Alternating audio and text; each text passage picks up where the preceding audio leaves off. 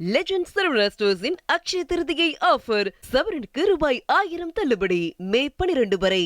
பசிப்பிணி போக்கும் அரசின் திட்டங்கள் பொதுத் தேர்வுகளில் மாணவர்கள் அதிக மதிப்பெண்கள் பெற்று சாதனை புரிய உறுதுணையாக இருப்பதாக சென்னை நுங்கம்பாக்கம் மாநகராட்சி பெண்கள் மேல்நிலைப்பள்ளி தலைமை ஆசிரியை தெரிவித்துள்ளார்.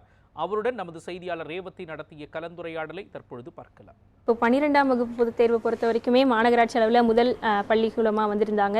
இங்கேயுமே எல்லா தேர்ச்சியும் நல்ல தேர்ச்சி இருக்குது. இப்போ 10ஆம் வகுப்பில் முதலிடம் பெற்றிருக்காங்க. இந்த அளவுக்கு சந்தோஷத்தை உங்கள் மாணவிகள் கொடுக்கறதுக்கு நீங்களும் ஒரு காரணமாக இருந்திருக்கிறீங்க. அதை எப்படி பார்க்குறீங்க? அதாவது இப்போ பிள்ளைங்க இந்த அளவு படிக்கிறதுக்கு என்னொன்று நம்ம அரசும் நல்ல உதவி பண்ணுறாங்க. காலையில் இங்கே சாதனாவே எடுத்துக்கிட்டா கூட 7:30க்கு வந்துடுவா.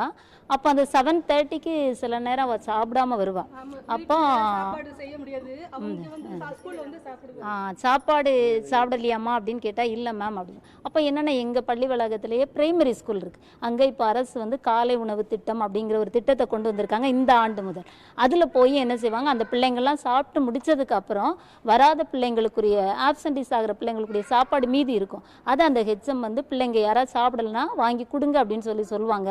அப்போ காலையில் பிள்ளைங்க டிபன் பாக்ஸை கொண்டு அதை மீதி இருக்கிற சாதத்தை வாங்கிட்டு பிரேக்கில் என்ன செய்வாங்க, பிள்ளைங்க சாப்பிடும். அது கொஞ்சம் படிக்கிறதுக்கு பிள்ளைங்களுக்கு நல்லா தெம்பாக இருந்தது. ரெண்டாவது பார்த்தீங்கன்னா ஈவினிங் 6 o'clock வரை நாங்கள் கிளாஸ் வச்சுருப்போம்.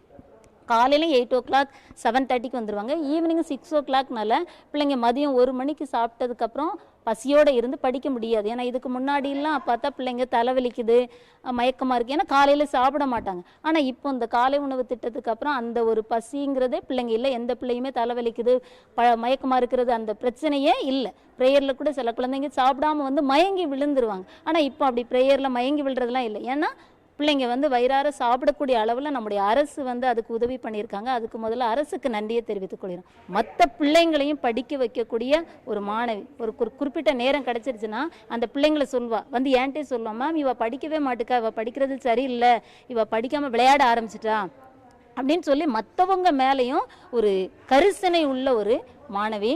உண்மையிலே இவ எங்களுடைய ஸ்டூடெண்ட் 6th இருந்து என்னுடைய ஸ்டூடெண்டாக இருக்கிறதுனால நான் ரொம்ப பெருமைப்படுகிறேன்.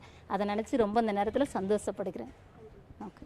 தொடர்ந்து இந்த மாணவியை பொறுத்தவரை மதிப்பெண்ணில் மட்டுமின்றி வருகை பதிவிலும் சரி, மற்ற மாணவர்களுக்கு கற்றுக் கொடுப்பதிலும் சரி முதலிடத்தில் இருப்பதாக பெருமிதம் தொடர்ச்சி தெரிவித்திருக்கிறார்கள். நியூஸ் 7 தமிழ் செய்திகளுக்காக ஒளிப்பதிவாளர் ஜெகனுடன் செய்தியாளர் ரேவதி, சென்னை.